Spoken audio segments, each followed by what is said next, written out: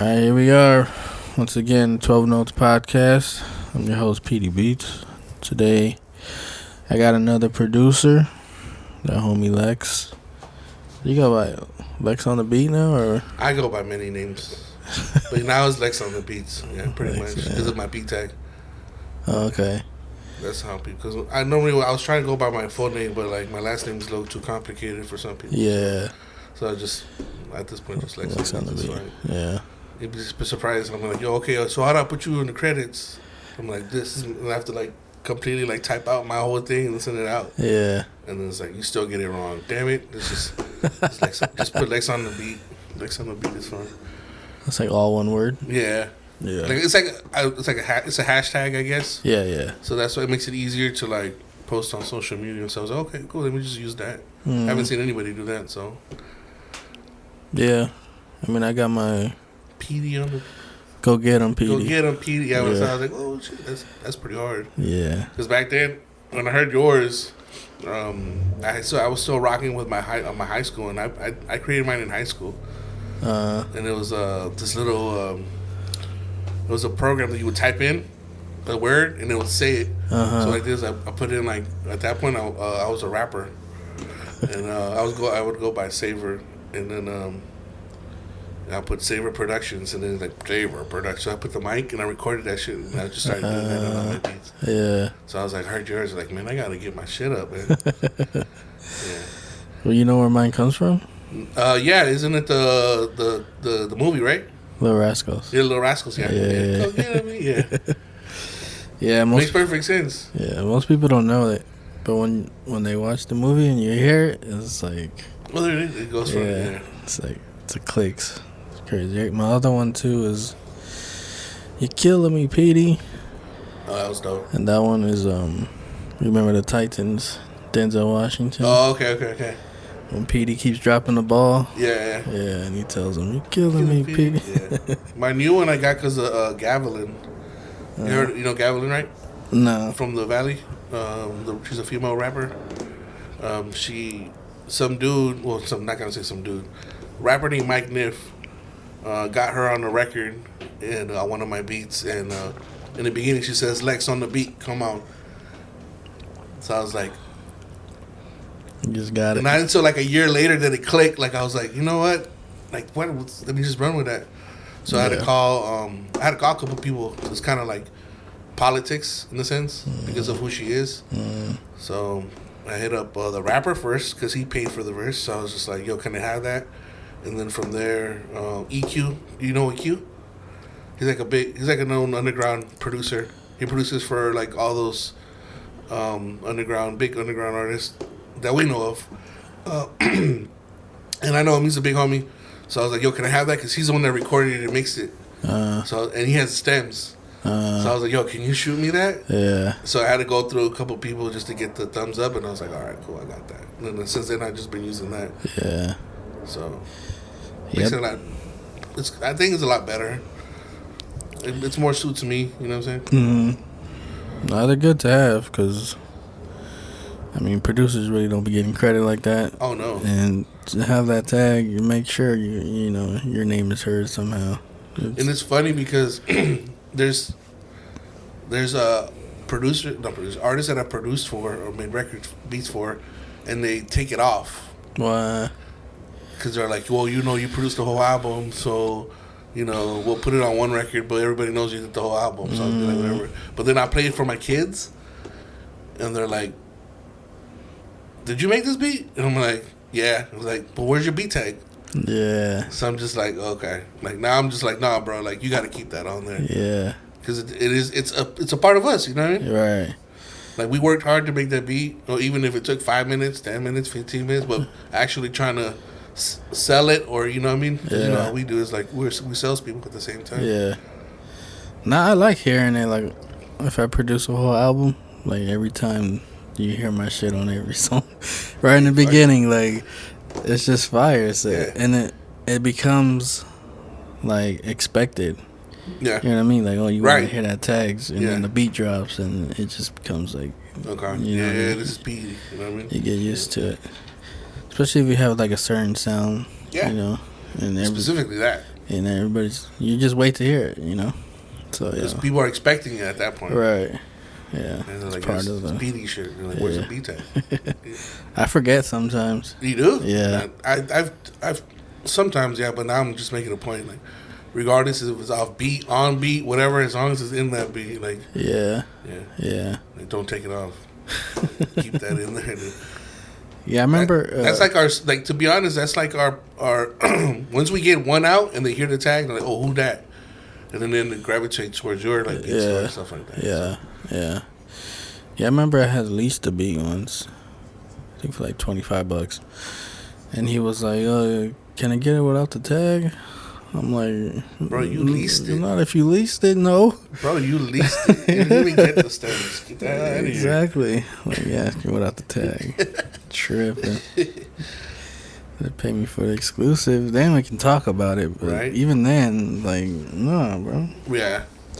Because that's what I'm saying. Like, our tag is our, it's like our Batman signal. You know what I'm saying? All right. Yeah. You know, we know we there. You know what I'm saying? All right. I love that's, and, I was going to go with that. Like, it's very important to us, especially as, you know, producers. Yeah.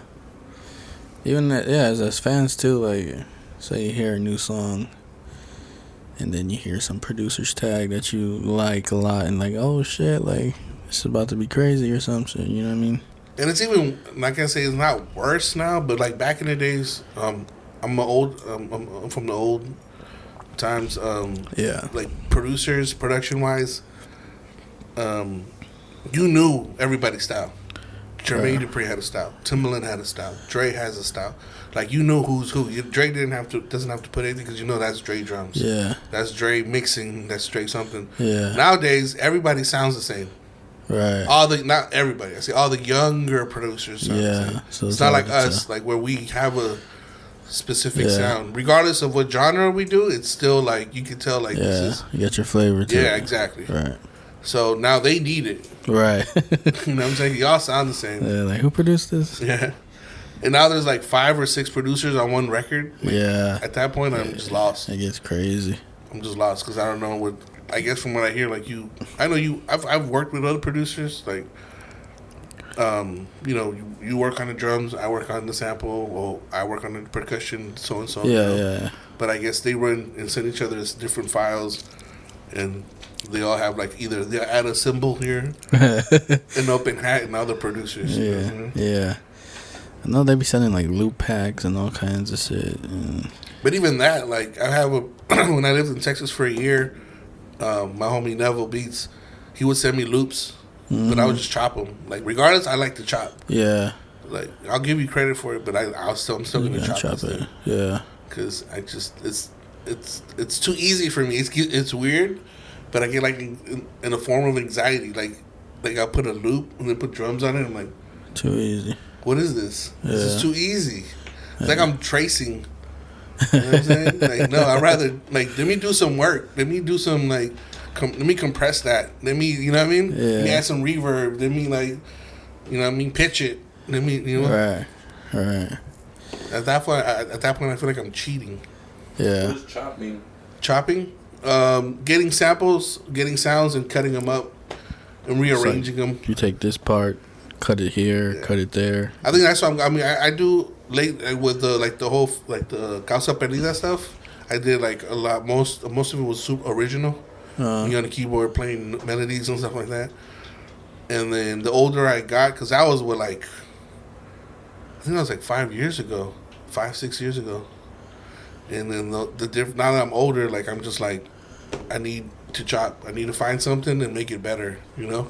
So I still sometimes do original here and there, but it doesn't feel the same. So you're more into sampling now? Yeah, now, yeah. Yeah, I am low-key too. Yeah, it feels weird. Like it's cool because sometimes I make a beat, like 1 out of like 30 pack, 40 pack, it'll be all original. Yeah. But it's got to be like specific sounds. Like I be buying the packs, not the packs, but the extensions because I use Reason. Okay. I told you on Instagram that I use Reason. I've been stuck on Reason. Yeah. It's just the workflow is amazing to me. How long have you been on it? I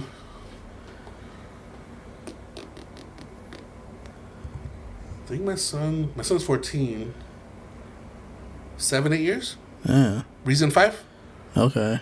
Yeah. Yeah, and I had the hacked version too. Yeah, me too. Yeah, yeah, I had the Reason 5 hacked.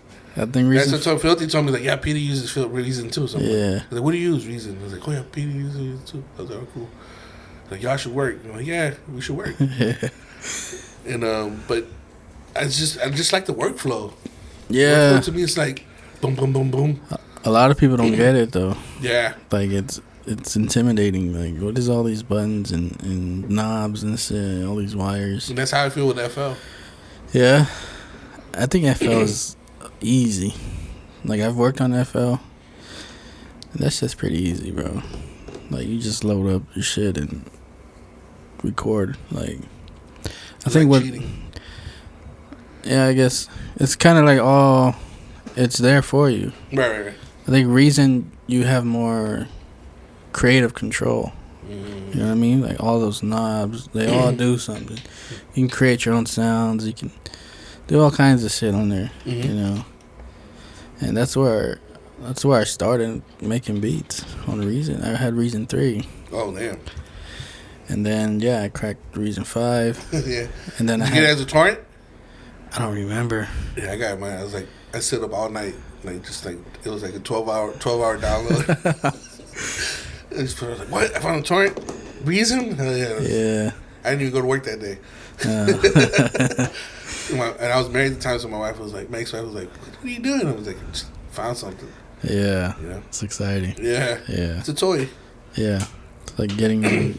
and then from 5, when I lived in Texas, I was more financially better. But I was financially better, and I just invested and just got the 10. So I have 10 now. Yeah. And then all of a sudden they got this whole month-to-month subscription. That pissed me off. Yeah. You don't have to, though. I know you don't have to, but they have all the extra cool stuff that I want. Yeah, all the upgrades. And I already just paid 3 bills for the 10. Right. And I was like, because I was like, I got the 10, and then next, the 11 came out, and I was like, nah, I'm going to wait, because it's kind of the same thing. They just added like maybe 1 or 2 racks. Yeah.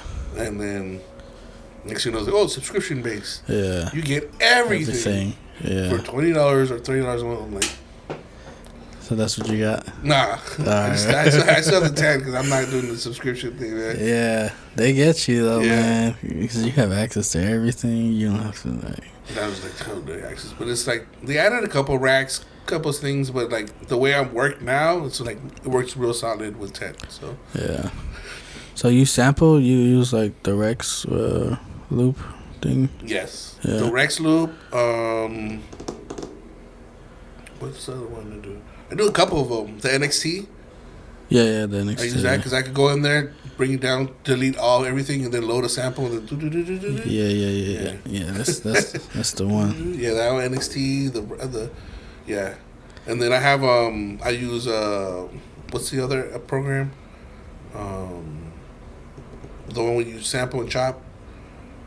It's not Reason. It's Recycle. Yeah. Yeah, that's my favorite. You load your samples on there. Yeah, load it on there. Well, you can do it in Reason now. Is that the new one or with the 10?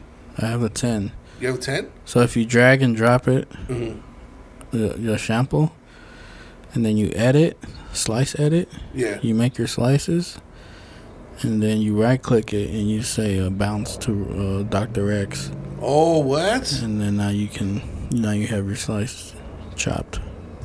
Yeah. Cheater. Cheating. Flag on the play. For real, I'm gonna do that now. But I just so like, oh cool, recycle to the chop. Yeah. That's what I used to do too. But then like, you found the right click. Cause I had recycle. I had the crack version too. Okay. But then, like, I had got a new computer and everything, lost it. Yeah. So I wasn't really sampling at all, and then started getting into the sampling again, and then I went on YouTube like how do you sample on Reason? How do people sample? And that's where I showed. They showed me like you just slice it. Yeah, because recycle, that's an extra $100 right there. Right. and I grabbed all of it. Like, I want all of it. Let me take that. Yeah. You know. Yeah. But that's dope, man. Damn, I'm gonna have to do that now. It's a lot better. Yeah. Yeah. Because that. Yeah. So where do you normally? Well, what I do because I just had a really horrible, not really had a horrible experience, but when I was out in Texas, because I used to work with East of the River, EOTR from the East Los. I used to produce for them, and what happened was that they had a contact. Because do you watch Netflix a lot? Not lately. Not no. lately. There's a program there, on a program, a series called Gentified. It's based out of East Los. So Mezcal was the main one on east of the river. Dope marketing dude. Like into everything, knowing everybody. He knows what's his name? Damn, I'm just blanking. He's a comedian. Loud, long hair, crazy dude. Felipe. Oh yeah. He knows them. He knows everybody from that area. Okay. You know, East Los is small, so once you make a lot of noise, like everybody knows who you are. Right. So, what was going with this? So, Gentified. I produced for a couple artists there, and then they were calling me all while I was in Texas, like, "Yo, which one doesn't have a sample? Which one doesn't have a sample? Which one doesn't have a sample?" And I'm just like, They all got samples, and they're all not cleared, you know. So that's back when I would just go to YouTube and just like soul samples, grab, chop, make a beat out of, you know. And now that I learned that side of the business, because they're like, we can't do nothing, I was like, so they wanted to put it on the show, or yeah, what? And they couldn't clear it. Yeah, because the records that were hot to them that they wanted had samples. unclear sample. I know, horrible. Yeah, that's the thing about sampling, bro. Oh, you gotta know how to know somebody to go somebody to, and my attention span is bad, so I'm just like, it doesn't go that far. I'm just gonna stop and just do something else. So what I ended up doing is I found, which is known now, Big Splice. Yeah. You use Splice at all? Yeah, I do. Yes. Yes. It's like a kid in the candy store. Yeah. So I have the whole monthly thing on there, and I just go do digging. I use it more as like kind of like a musician. So like I'll start a beat, right? Maybe I'll have like a nice little chord progression, drums. Yeah. I'm like, damn, like maybe some live bass or something crazy on there. So I'll go on Splice and look up live bass and whatever, A minor.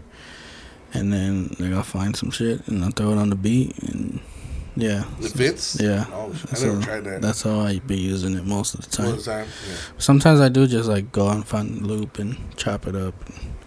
That's my thing, the chop. I love to have that like when I show them, like, look, listen to the sample. Listen to me after making it. They're like, oh, damn. It doesn't sound nothing like what it is. I'm like, it's exactly what my goal is. Yeah. And then, of course, to sell it and get somebody out there, to rap on it. Right. But, yeah, that's what I've gone into, just because royalty-free sampling, pretty much. So that way you kick in the butt. And then here comes these cheating ass producers that just grab a loop and then put drums on it, and shit, I seen them grab a instrument loop and a drum loop and just put them together, and that's a beat. Horrible. That's your whole beat right there. Yeah. Who's mad at Illmind was mad. The producer Illmind. Yeah. He was talking smack about it. It makes sense. Because he has, like, if you go in there, there's like producer packs, Yeah.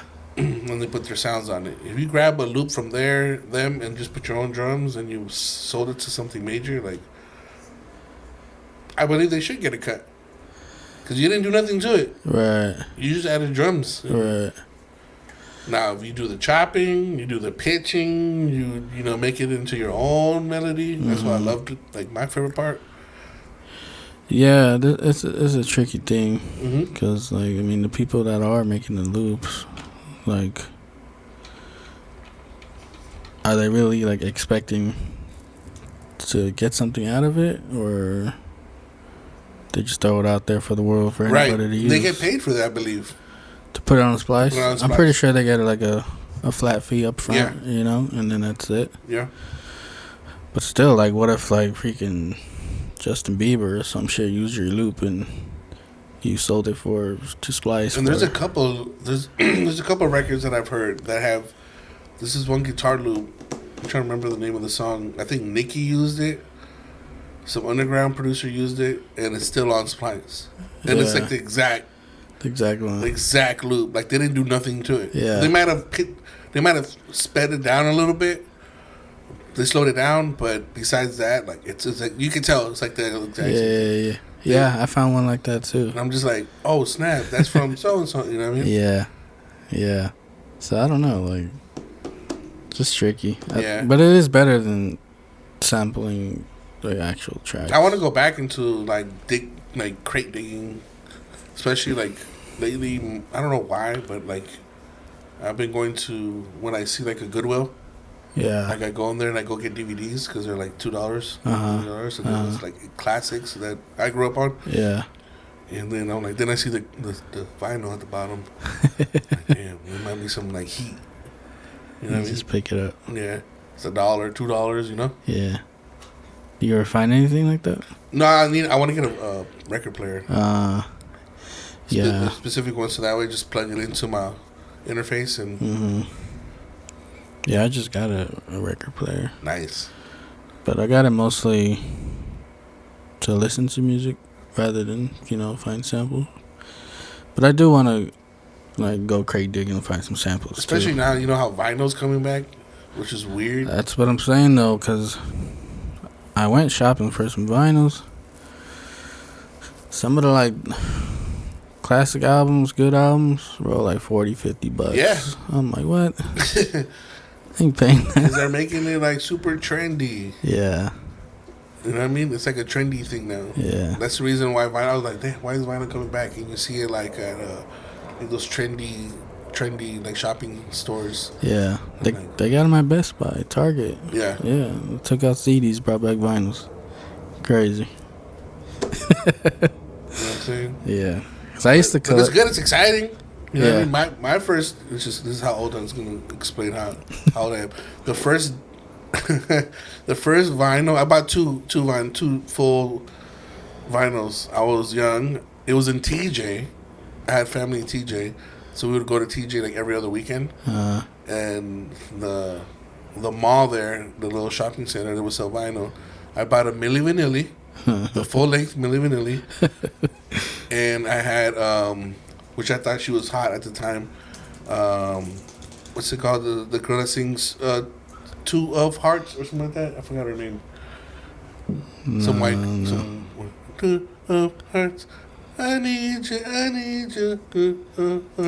No? Okay, I thought she was hot at the time. So I was like little, and I saw the vinyl. I was like, oh, I need that.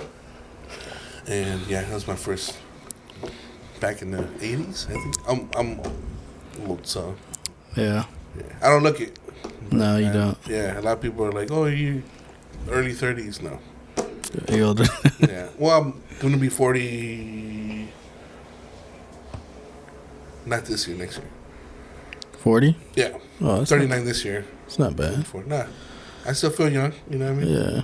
You're good. I feel like when I was married, I was incubated, like, and then after I got divorced, I was like, I'm live again. You're free. I'm free. Well, you saw that, I don't know if it's true, but it was this, like, meme going around. It probably is true. Quincy Jones didn't make Thriller until he was 50. Yeah. So, I mean, you got 10 years, bro. That time is a taking. Yeah. I think I already have classic albums. It's just people don't know about them. Right. My favorite one, classic album to me, is Dodger Blue. Well, he goes by Eastside Dodger now, but we dropped the project last year. He just dropped it. He put it up. Didn't even tell nobody. And then I went online. I was like, just to Google on Spotify. I think that's like one of my favorite projects ever was because I was really hands on in the sense of not only did I start the beat, like I started doing the start the production, but he had. If you look at the cover, it says produced by me and some other guy, and the other guy is a keyboard player. Oh, okay. So I would create the beat, and then he would just come in a couple sessions and start playing some things, and I'd say, okay, add that, cool, chop that up, put it in the beat. You know what I mean? Yeah. That's to me was my favorite project, just because of how hands on and how I was able to utilize him to make the beat even better. Yeah. You know what I mean? Yeah. So, and I could do that too. I like working with live people. Like I used to, not a couple years ago, like 10 years ago, we performed at the Key Club. I had a hip hop band. So I would make the beat, and then they would play it, we'd play it, and then I had the rappers do it. Oh, shit.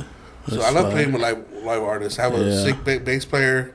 I have a sick guitar player, but he got married, had kids, so he had to do his thing. But my bass player is still out there. That was bad. Yeah. JBZ. Yeah. I kind of want to get into that too. Like, it's fun, man. Live it's very instruments.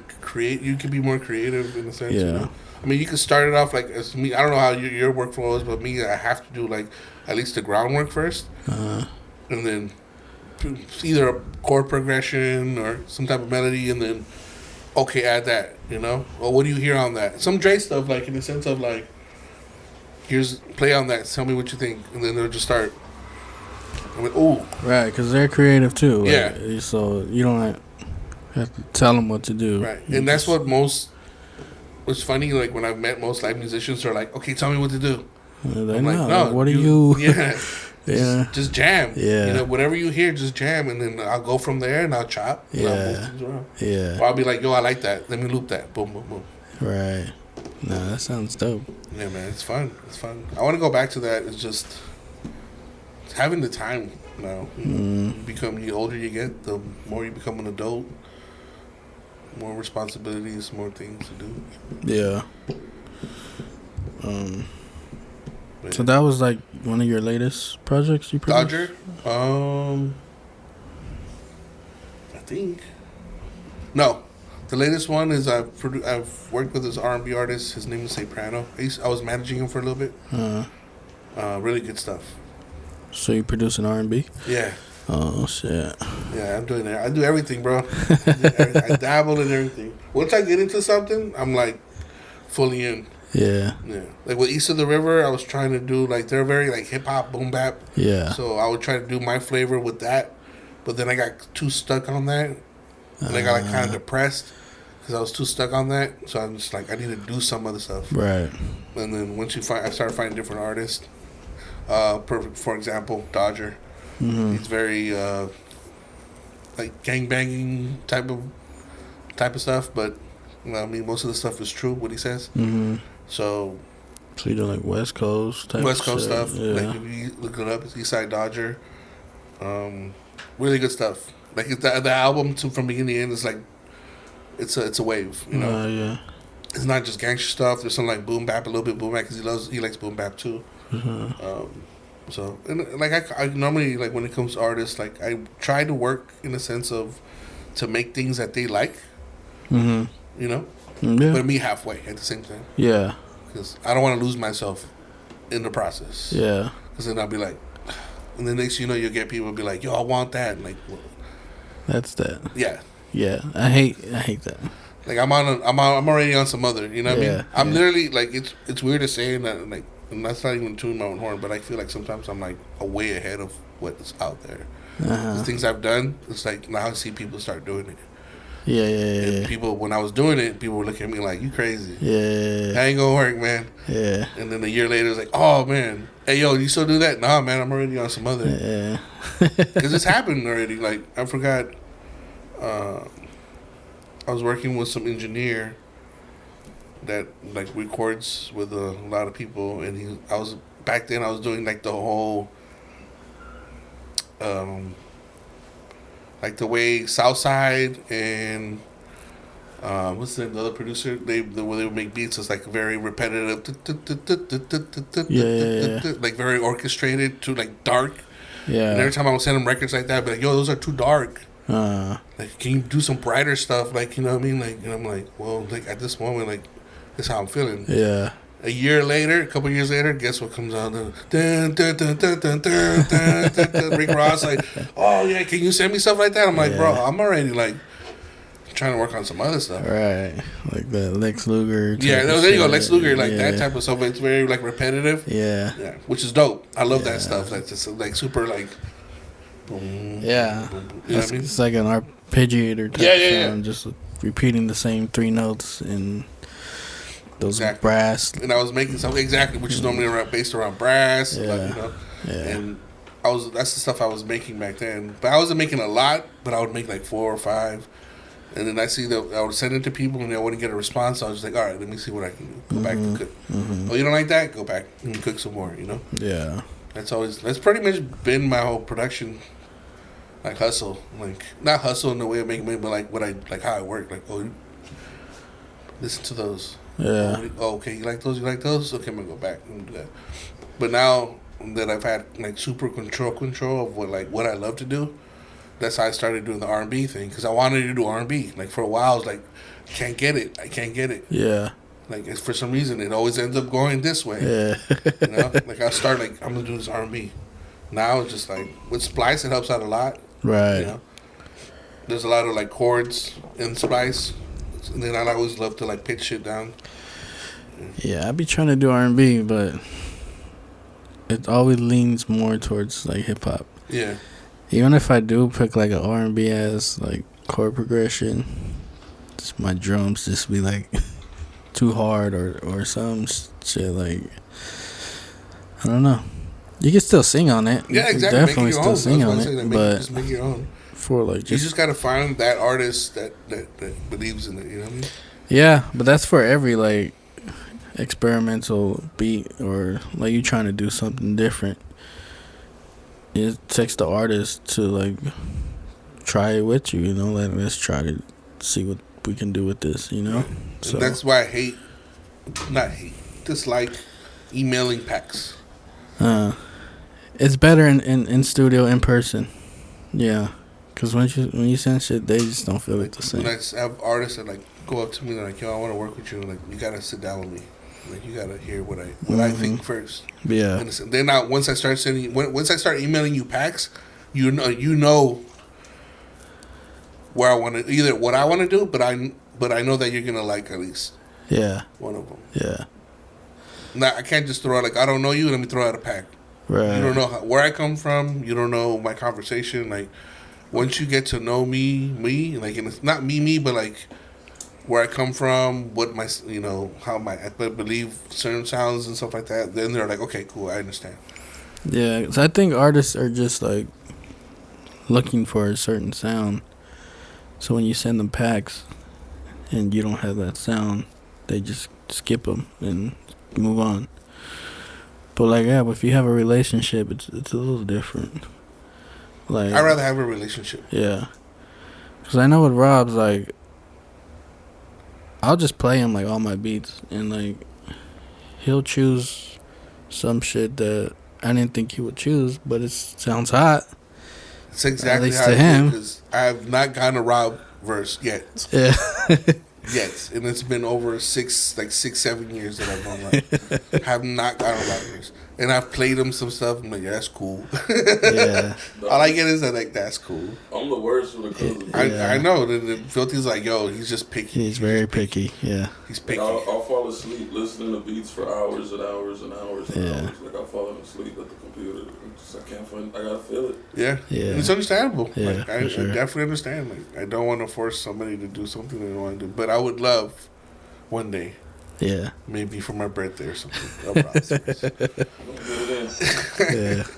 But yeah, and this going back to the whole emailing thing. Like, I just don't.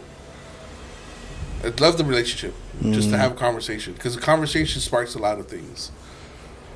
It can spark a concept, can spark, you know, an album.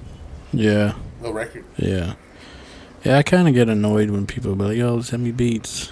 I'm like, nah. You ain't gonna use them anyway. Like, I'm just wasting my time. Yeah. Oh, my favorite of all. Oh man, I don't get nothing. I don't hear a response, nothing, and then a year later, hey yo, I'm about to drop this. Like, yo, bro, I just sold that beat to like so and so. Yeah. Well, that's me as fuck. Yeah. Oh my goodness, yo, what? Yeah, that's rough. You can't communicate and be like, yo, I like that one, but hold on to it. Like that's why sometimes I feel like I'm like the baby mama, where I'm just like, yo, so what do you think? Like, yo, like, yes, no, and you want me to put it to the side, hold it? Like, I feel like I'm just like on them, but it's just I can't because it's happened to me too many times.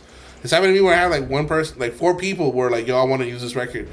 I'm like, yo, you had the record for like 6-7 months. Yeah. You couldn't communicate with me, like, yo, just put it to the side, and be like, okay, and I'll put it to the side. But then I get those that like, I'll put it to the side, and they never use it. Yeah. So. Because heartbreaking, man. This job is just breaks our hearts. Yeah, I be trying to tell them like, you're not the only one listening to these beats, so let me know which ones you like, which ones you're gonna use, so I can that pressure on us. Put it on the side. Yeah, that's how it's gotta be. Otherwise, somebody else is gonna use it. So I'm not using myself. Like, so yeah, it's tricky. I just had this happen to me recently. I sent the same pack to 2 different artists, and one of them picked the beat already, and then like a week later, the other one's like, yo, I want that beat. I'm like, it's already sold. Yeah, first come, first serve. Mm. But then on top of that, purchasing a beat and never using it. Come on, bro. I gave you gold, bro. All you have to do is put vocals on it and then release. I just want you to release it. Do a rough mix and put it out. That'll make me happy. Yeah. Don't just keep it, bro. Like, it's mine.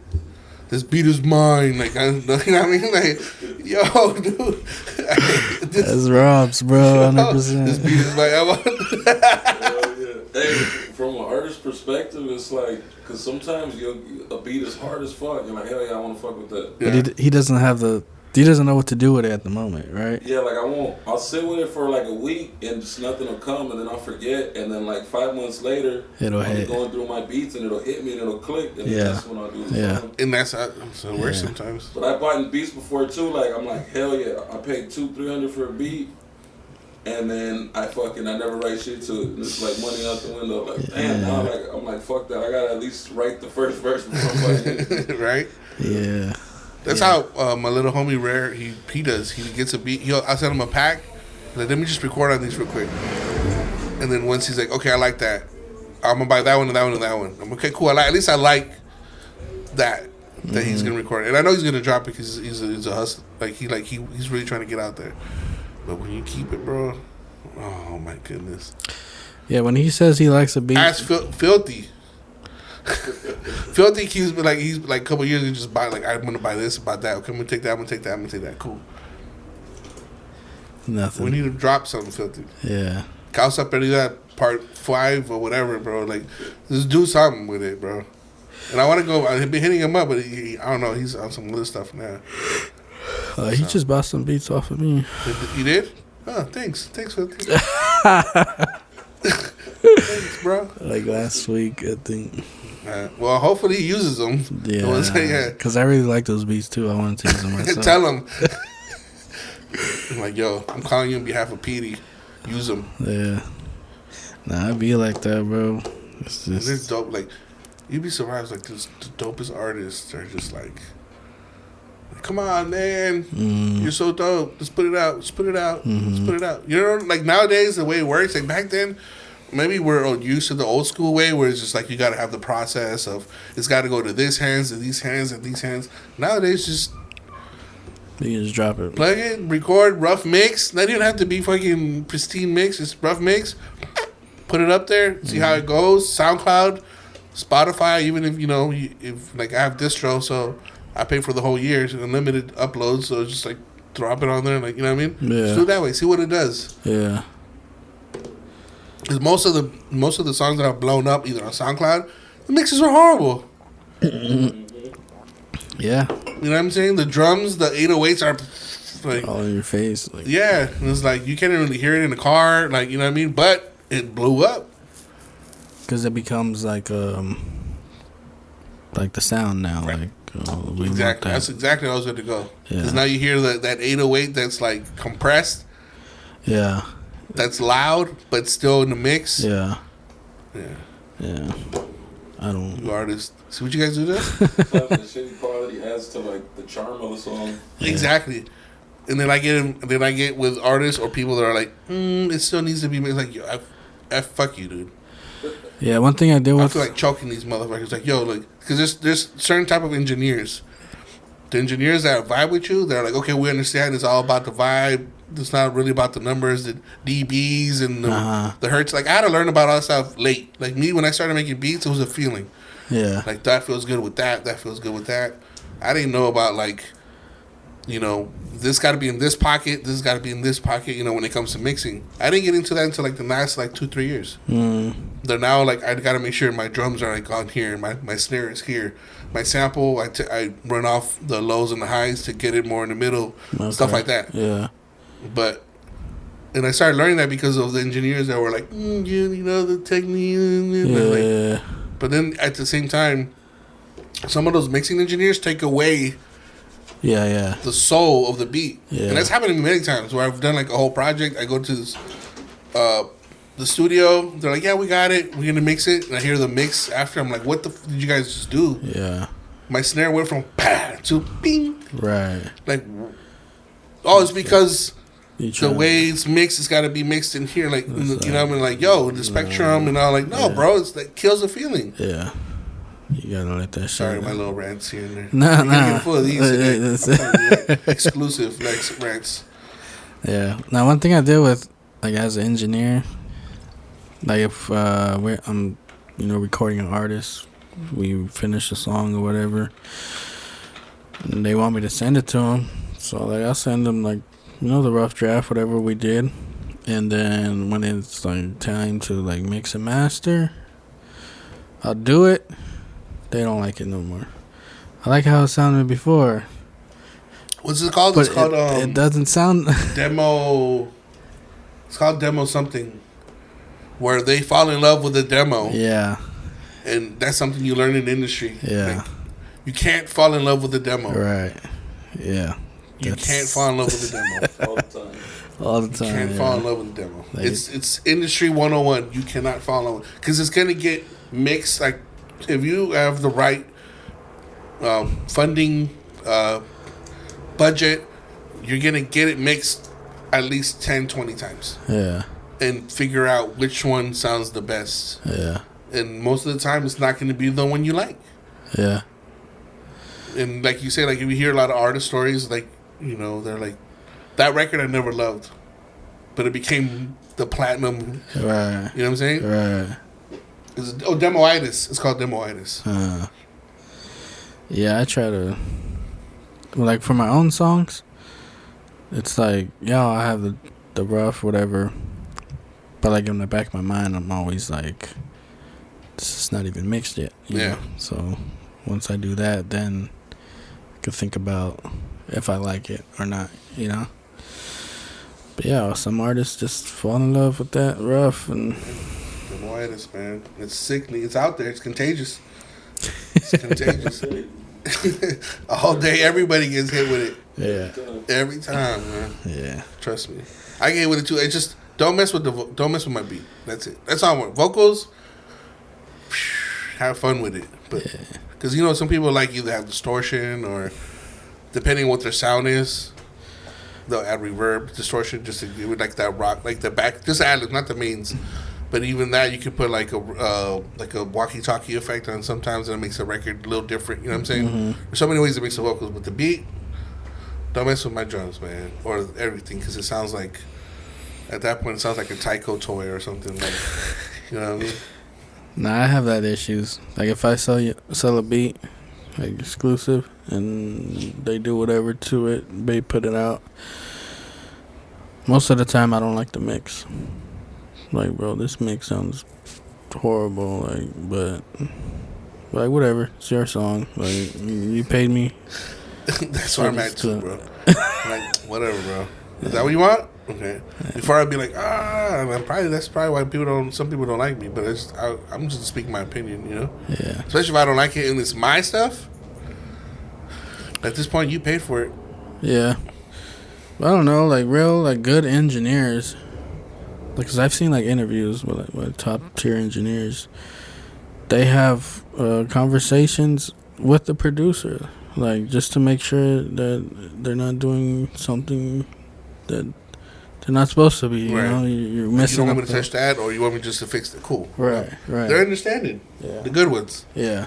The horrible ones are like, don't worry, bro, I got you. They do whatever they want. Back like, what is this? You know? Yeah. Yeah, I feel you. So I like to work with artists, you know, myself. Like, come through and I'll record you everything. Like, let me mix the song and from the ground up. You know, I'll even shoot your video for you. Bro, you all over the place. Yeah. One stop shop, PD. Yeah. So like I told you on Insta, like I'm trying to get back into because I used to do that.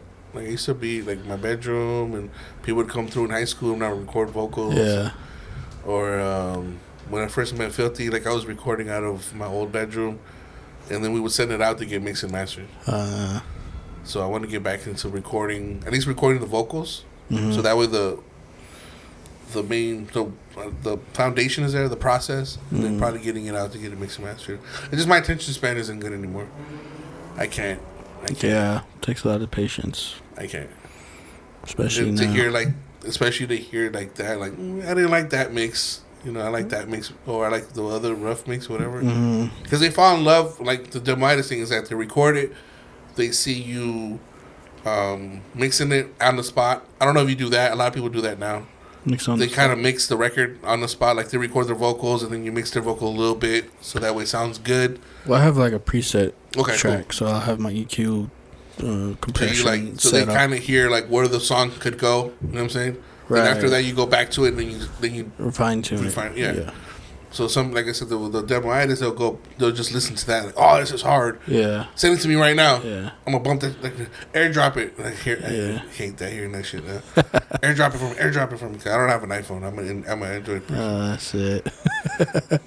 And they're like airdrop it, and so they're like taking it home, they're bumping it, like, oh yeah, I love this, you know. Yeah. And then you go to it and you fix it, and they're like, what is?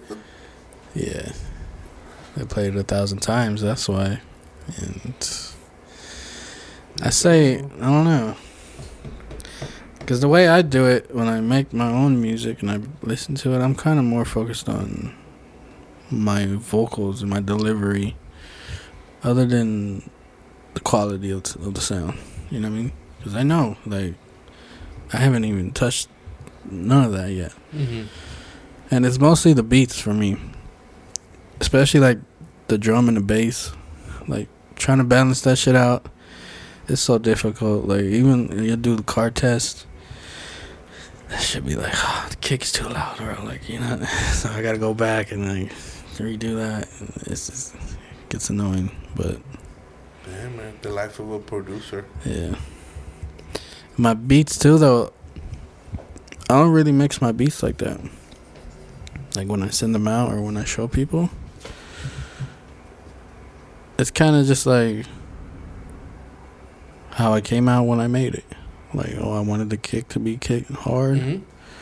So I cranked it up, and yeah, we could fix it later, you know, make sure it's not distorting or anything, but yeah, I don't really do a full mix like that to my beats. I kind of do the same thing, but sometimes, like, I'll listen to something like the 808 would be like, doesn't sound the same as in the car that I have at home, so let me just change the 808, lower down, compress the kick a little bit more. But most of the sounds I be getting already are right. It's all about sound selection. Yeah, like, that's key. Yeah, you can't depend on the mix to make your shit better. Yeah, because like I have a keyboard player, my cousin. I call him Primo. A lot of people, if you're around me, you definitely know who Primo is, because he's kind of like a one-stop shop too. He draws pictures, video, like he wants to do everything. Yeah. You should see his room. It's like it's like a mad scientist like lab in that. Yeah. Like he has his computer for like editing, video editing. His music computer. He has racks. I don't know why. He just like, I just want to get it. Like, he has like 4 keyboards. I'm like, bro, you could just get a MIDI setup. Yeah. And you're like, no, but it's just the experience of having the outboard gear. Yeah. Okay. Yeah. But he's always done beats. He's always done production. Mm-hmm. But he'll do a beat, send it to me like, what do you think? Change this, change that. Yeah. His stuff is always his production. His percussion is the best. It's what's on the program, you know. Yeah. Besides that, the chord progression or whatever he has, I'm like, oh, that's dope. Send that to me. Yeah. And then I'll put drums on it. Right. And we both make the beat. Right. But I just recently sent him a pack of drums. Mm. So I know he's been bugging me to come over, so that way I can hear it. But yeah, like you said, it's key. Yeah. The drums are ping, ping, ping, ping, ping, ping, Yeah. and it's like, okay, well, maybe the sound goes with, like the melody, whatever goes with that is cool. But some of the times those stock sounds, Right. they ain't it, bro. Yeah. Yeah. Unless you want to go some freestyle 1980s back sound, you know. I've been trying, like, that's my idea, and I'm giving you the idea. Maybe you could work with it. I've been trying to bring that back a little bit. Freestyle, but make it more modern. Yeah. I've dabbled. It's very synthy, so it gets annoying to me sometimes after a while. Yeah, I've dabbled into it, but yeah, just the sounds they use, like electronic freaking strings and shit like that, like that whole 80s sound. Yeah. It's kind of corny now. I mean, The Weeknd just did a whole project like that, which is... What do you think about that? I have mixed emotions about that record. I don't know. I feel like it's too much. I think like he swam in a big puddle of cocaine at that point. That's how I feel. Yeah. Because I'm a big Weeknd fan. From the trilogy to, you know, all the albums. To see how he grows, because he works off of concepts. So every album has a concept. Sorry. So this one I was like, oh no, I don't know. I don't know. Yeah, I think there's a difference between like inspiration and just completely doing exactly the same thing. Like, it sounds exactly like 80s shit, and I don't know. I think it's too much. Yeah. Yeah. I just don't like it. It's cool. I like some records. I like one or two records on there. But besides that, everything else sounds the same to me. It's like listening to all these new trap rappers. You go through all their album, it's like same drums, same tempo, same thing. It's like nothing. I'm the type of person which is probably like the old school ones. Like the first 20 seconds, you gotta grab me. You gotta grab me. If not, I'm skipping you. I'm skipping. This not. No. That sounds like that one. Nope. Next one. You ain't giving them a chance. I guess. I used to follow this one producer. He used to be like, I just made 20 beats in one day. But like, just the melody would be different. But he'll use the same drums for like every beat. Same pattern too, like damn near like.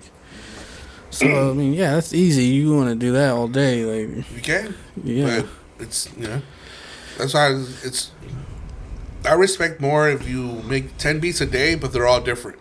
Right. Then 10. Oh yeah, I make 10 beats a day. Let me hear them. They all sound the same. Sound the same. Yeah. Like what is that? Like, for me, the max I've done is like six in one day, but they're all different. Right. One day, one beat like last night was a couple nights ago. I started off with a. I think it was like, I don't even know. Like it was like more hip hop. Then from there I went to this R&B. This is what grabs me. Yeah.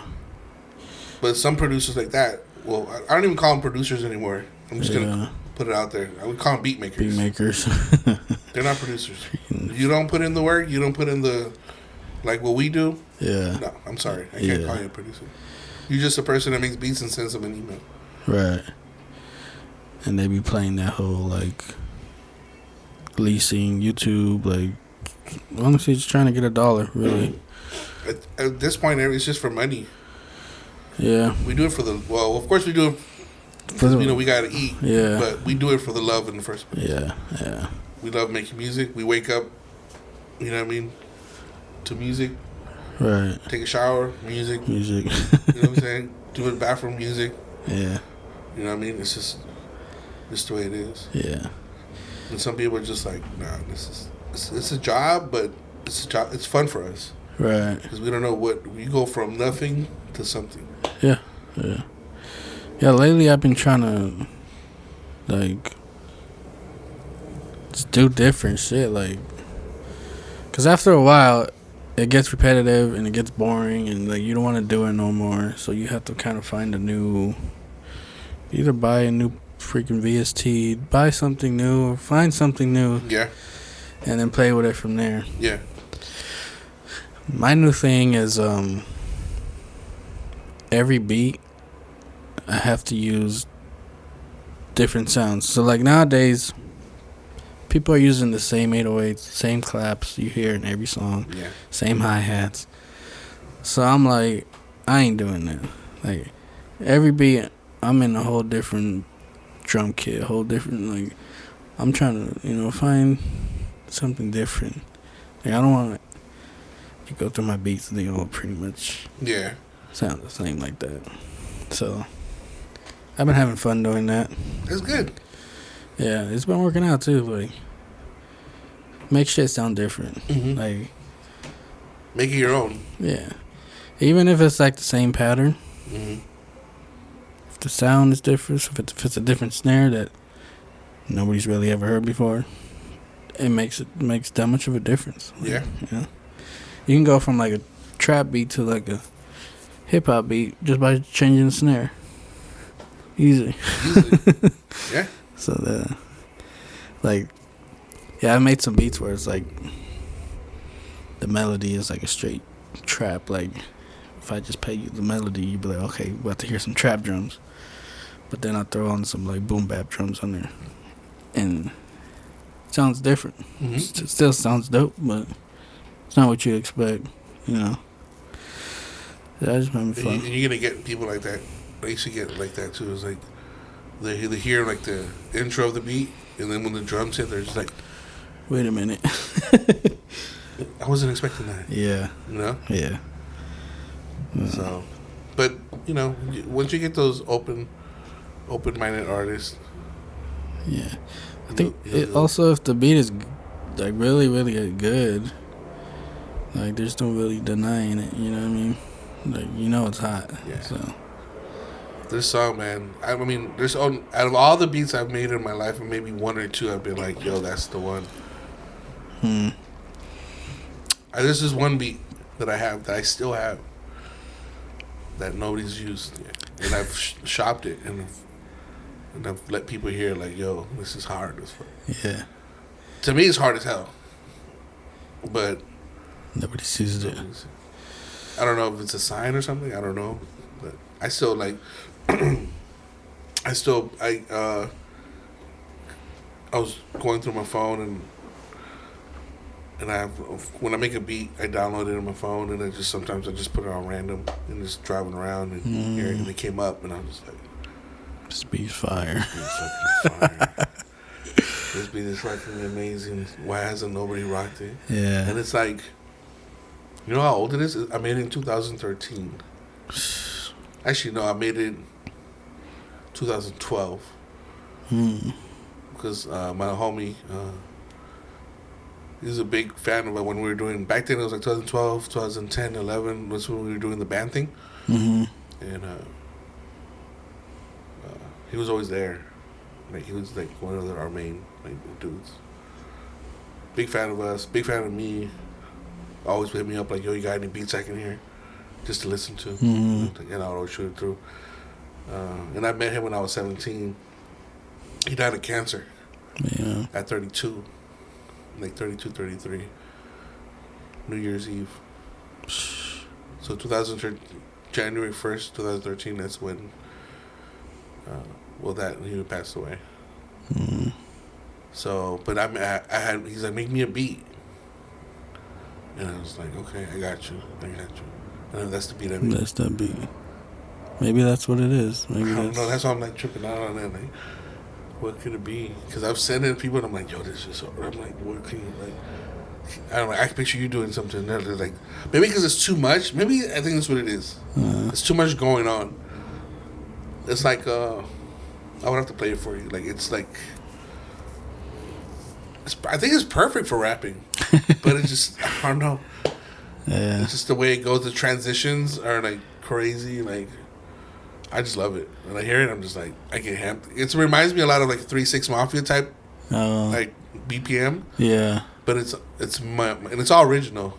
Okay. So I was just like, and I said, and my one of the homies from that circle, he raps, so he's really good. But he's like same thing, you know, in and out. He'll rap one day, be like all into it for a month, and then things happen. Yeah. So then I hear about him a year later. Yo, I just played it. Like I just get random texts like, yo, that beat. And I'm like, what beat is it? And he'll give me the number. I'm like, right now I'm at 1,000. I think 1,030 of beats that I've mixed down to, but I've made more than that. And he was like, yo, it's like beat 600. And I'm like, so if you know what I'm saying, like I'm already up beyond, you know, past that. But I'm just like, okay, that's dope. Just bump it. You know so I mean? You number your beats? Yeah, I number my beats. Yeah, I don't. Yeah, I couldn't tell you how much I made. Yeah, I did that because I was running out of stuff to name. Back in high school, when I started making beats, like I started naming them like certain things, and then I just started like, you know what? Let me just start. When I got Reason, actually, no, it was Reason. When I got serious, I started doing the beat 1, beat 2, beat 3, beat 4. I've made more than 1,030, but those are the 1,030 that I've actually sat down and started sequencing. Sequenced out, yeah. The other ones are just loops. You never finished. So. Where I like them, it's been many times I go back to them. Like I'll go back to them. Like, oh damn, that's just hard. Like why didn't I mix it down? I was probably lazy. Just like I'll do it later. Yeah, usually for me it's like something's missing, and I can't figure out what it is. What it is, you go back to it, and I can't add to it. So it's just there, and nothing. You know, it just sits there. I have a bunch of those. That's happened to me too. When I go back to it, I'm like, oh, it's just hard. Then snare, change the snare. Oh, there you go. That was it. Yeah. I like to do that. Go to my old beats just to see like what I was on, and like maybe I find some heat that I can just upgrade real quick and bring back.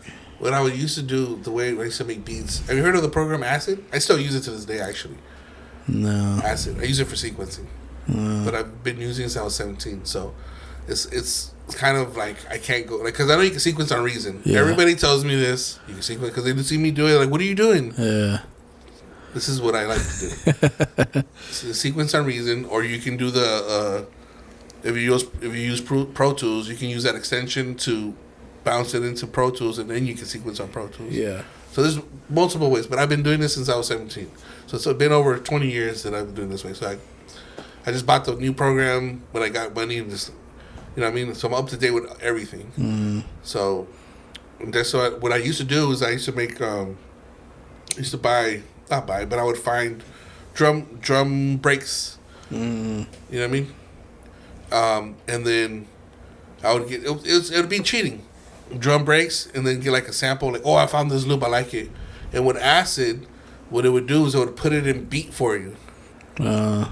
So all you had to do, like you say, you'll put the loop, like the loop of what I found, the melody or the bass line, and then I just put drums on it, and it'll put it into place for you. Yeah, and that would be my first beats. But people back then, it was outboard gear. Like, when I was 17, it was 2000, 1999, 2000. It was outboard gear. It was all MP.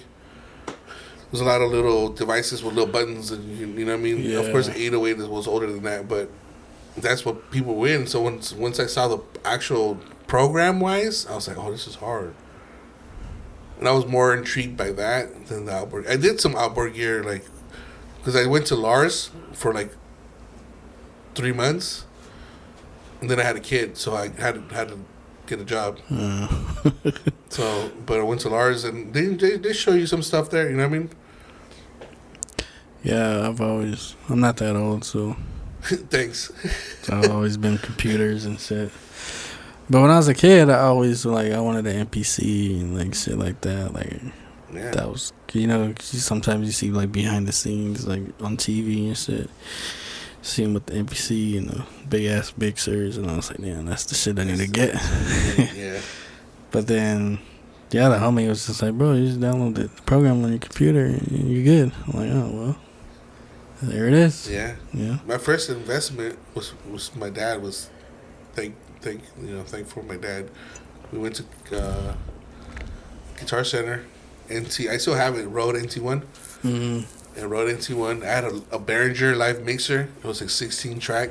Mm-hmm. And then I got the computer card to connect to the outboard gear. To the mixer, the mic to the mixer, straight to the computer. Yeah. But I only used 2 or 3 channels. Why did I need 16 channel mixer? You have a whole band or something. Yeah, exactly. Yeah. And at times it came handy, but now I want to plug in like a guitar player or something like that. But that's like 2, 3. Yeah. So at that point, like, what do you mean like that? Like, I need this. My dad's like, what you need? I want that. Put it on the card, swipe it, and then go home to plug it all up, and then make it work. And it's just never like you really don't need all that. Yeah, you don't. Like once you get into the software side, it's like, oh, cool. Just a little interface. One mic input, 2 mics, the most. Are you doing recording vocals mostly? Yeah. Or you can plug in your. I think mine has 2, just 2. 1 mic. Well, you can do 2 mics, 1 mic. Because I want to get into this whole podcast thing too. Because I talk a lot. So if you know me, you know that I talk a lot. So and I like to be I like to know and to learn. Right. Different people's perspectives. Yeah. Like always trying to see 2 sides. It's not. You're not always right. You know what I mean? To certain people. Yeah. I mean, this is kind of started this for like. Cause I mean, I'm a huge music fan. So when I listen to music, questions always pop in my head. Mm-hmm. Like, what were you thinking when you did this, or like, how did this come about? Like, so why not have people on here and ask them these questions? Sure. Yeah. And especially like nowadays, like the new shit, the type of shit they be doing, like, I'd be like, why? Or like, what? What's going on? What's going on? What were you on? Yeah. Adderall? So yeah, this is kind of like. And then it's the music industry, man. You're surrounded by so many devils. Mm. You gotta. I keep low. Like I stopped smoking. I stopped drinking. Like for the past since I've been back. So 2019, I just stopped completely. Just to be a better like father in a sense. I wasn't a bad father. Doesn't get me wrong, but a better representation. You know what I mean? Because dad's always working. For me, dad's always working. Mm. I'm always trying to hustle, trying to make some money, music, work, whatever. Since I'm divorced, my kids are with their mom, stuff like that. But always, whenever I have them, it's all all my time is on them. So yeah. When you're in the studios, and I've gone there, bro. I've gone there. I've been to the door. I've been to the door. Just never walked in. I don't know why things happen, but I've gone there, and there's a lot of devils, so you gotta be careful when it comes to that. Yeah, I try just like they say, like, don't take nothing personal. It's all business. It is. So that's how I keep it. I've had my heart broken so many times. Right. Because you think, I think this is it. This is it. You know what I mean? This is it. This is going to change my life. It's going to change my life. I'm going at 39. It's going to change my life. Yeah. The next year I'm going to be like, it's going to change my life. Yeah. Until it changes my life. Yeah, I've learned not to believe it until I see it. But it sucks because I'm all about energy. So when you don't believe it, you kind of make it, you're kind of your own enemy. You know what I'm saying? So you got to kind of believe it, but you got to be like, all right, now I got to get onto some other stuff. I like that. Like, you plant a seed, you put water on it. Okay, I love you. I'll be back later. You know what I mean? Well, I don't know. Like, people will be telling you, like, oh, I can do this for you. I can do that. Like, oh, send me, I can do it. And I'll be like, all right, like, When it happens, it happens. If it don't, like, I'm not gonna put all my hope into believing that you can do this for me. True. You know? The way that I've learned in these past, like, 20 years of making music is just, you have to have a core group. Yeah. You can't. So many times I'm like, I'm just doing myself. Yeah. But you can't. Like, you still need Right. to somebody, homie, something to take you there. And even that there can only go so far. And then from there, you need somebody else to take you there. And that's what life is about. And it's something that, like, I forgot what her name is. Child from Carmelo Anthony's ex-baby mama. Lala. Oh, okay. She says that some people are supposed to be in your life for a certain amount of time. Yeah. And then once they expire, unfortunately, you have to move on. Yeah. And that's what life is about, man. Once you get to, like, my age, like... Yeah, but I'm saying it in a bad way, but I'm saying, like, certain people, their mental is not capable of taking you that route. You know what I mean? Yeah. Like, you say you work with an artist, dope artist. You're making a project, you drop it, and you see what they're about. Right. In a sense, like, when it comes to working on a project, not only do you, like yourself, like we do, produce, mixing. Sometimes I record, but we know that that's just the beginning. Yeah. Like, a lot of these artists don't grasp that. Right. They're like, I'm dope. It's gonna take me, which is cool. Sometimes it works out that way. Yeah. But most of the time, you got to put in the work. Yeah. It's not just upload to Spotify. I'm a millionaire. Yeah. Woo. Yeah. No, you got to put in the work. You got to put in the marketing. You got to go to podcasts. You got to. Yeah. Even if we might not know the radio, whatever, figure out, like, you know what I mean? Do college radio. Right. You got to get, like, I'm old school. That's the old school way. Yeah. You know what I mean? And sometimes nowadays, because of whole YouTube and SoundCloud, now TikTok, like, you become like that. But it makes everybody feel like, this is one thing that irks me, is that it makes everybody feel like it's attainable. And it's not. And it's what you're doing, you're just saturating what we've hard-working producers have been working so hard for. Yeah. You know what I mean? Yeah, and they got those videos where it's like you'll see, like, a producer or artist in the studio, and then they make the beat from scratch, like, and it's all, like, within a 30-second video, and it's like, oh, it's that easy. But no, reality... Bro, that was like a 12 right. 13-hour session, maybe 3 a week. You came back to it, like, they're wearing different clothes, bro. Like, yeah. Come on, man. It's they don't understand. And that's what hurts. But, I mean, it's cool to, like, see the process in a way. Oh, that's my favorite part. In reality, like, if you watch this fool Ali from TDE, mixed by Ali, yeah. Oh, those videos that he has? He can do the live mixing. Yeah, bro, they're like 2 or 3 hours long. Yeah. And one record. Yeah. And sometimes at the end of the video, it's like, oh, I'm going to come back to that. Yeah. And it's like, wow, like, we just sit here. I can't sit there and watch him do it for that long. But his stuff is, like, minimal. Right. That's the crazy part. When I see him, he's just like, okay, just little things. Yeah. Okay, let me add compression to that. It's like compression to the kick. Like, yeah. And then, turn it down a couple dBs. and then it's like... And then you just play it over and over. And then just walking around smoking a blunt. And it's like, okay, cool. You know what I mean? Most people think it's a party in there. Nah, that's the reality, bro. Like, the song is on loop. You're going to hear it 1,000 times. And then you're going to tweak it.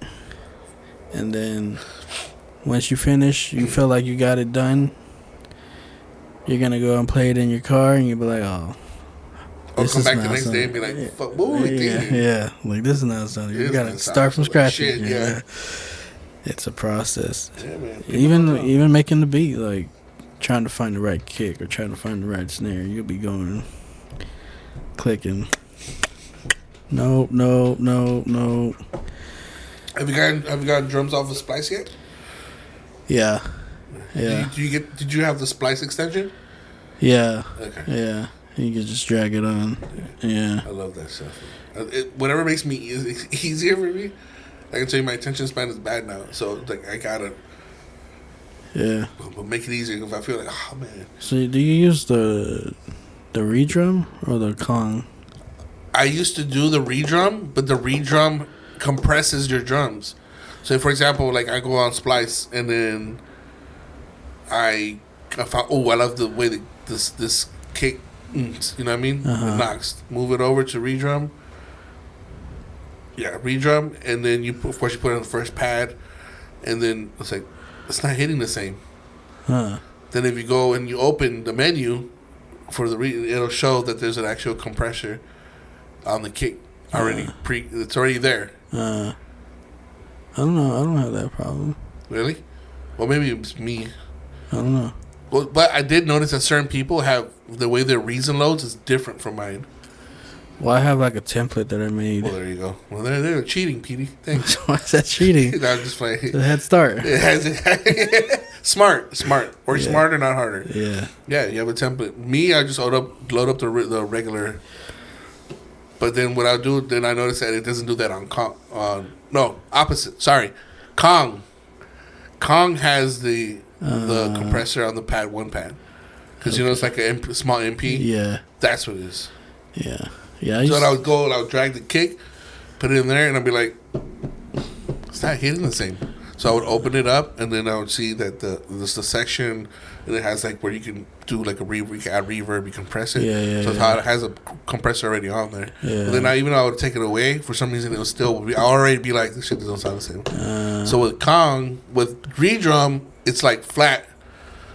But mine already has, for some reason, like track 1 is like the pitch is down, the volume is all the way up. So what I'll do is just I'll go in there, I'll make the pitch the regular at 0, turn down the volume under 100, and then I add my kick in there.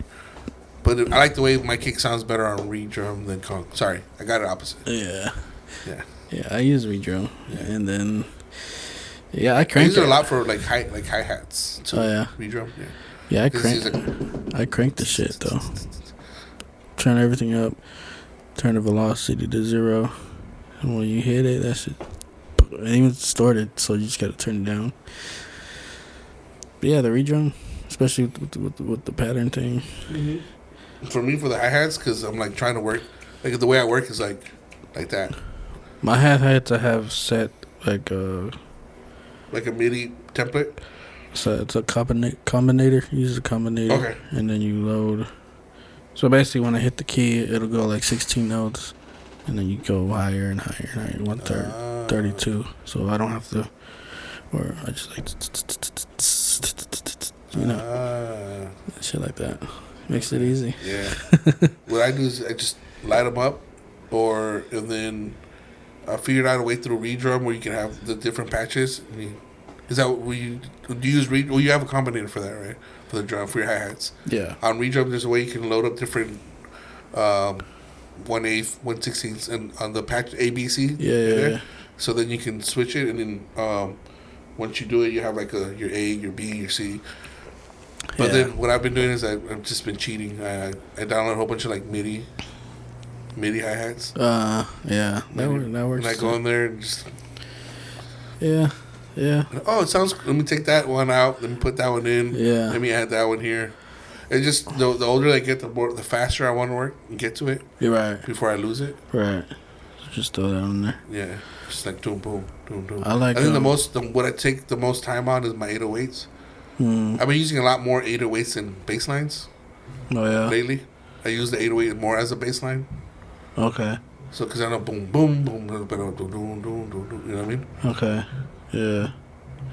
I don't know, I like the 808 feel, but sometimes you need that, and that's I have a redrum, not a redrum, what's it called, those extension packs, and then somebody gave me, or I probably got it on torrent, as a torrent, and it has a whole bunch of like these bass lines that I really like. Oh, okay. So I use those. So I normally stay around the same when it comes to bass. Yeah, I have like a handful of basses that are like your key ones, right? Yeah. Certain sound I'm going for. Like I have a live bass sounding one, or just like a straight flat smooth. You know, no distortion, nothing to it. Just the sound, you know, the bass sound. The distortion doesn't hurt nobody. One thing I noticed, like when I use clean like bass sounds or like 808s, sometimes people be like, "Yo, add some bass to it." I'm like, bro, the bass is there. It's a clean bass. So they're so used to the way. It's not it's not in your face. So the bass is there. I'll take you to my car and I'll show you the bass. Yeah. But it's not in your face. So it's like they don't hear it. They don't. You know what's helped me out a lot too when it comes down to mixing was my monitors. My cousin he donated to the cause. The Yamaha, was it the Yamaha ones with the white? Yeah. Oh my god. What size? The big ones. The 8s? Yeah, 8s. Yeah. So I have them side by side. Jeez. Oh my god. It tells you, like, it knows, like, when it starts, like, distorting, I'm like, okay, I gotta bring my bass down. Yeah. You know, instead of looking automatically, because, you know, you gotta look. Because I had, like, little, I still have some JBLs. Little JBLs that I got off of Amazon. I still have them. I think I'm gonna use those for, like, road trips. Like, if I go, I don't know why. I'm like, I'm gonna go vacation, but I want to bring all my shit with me.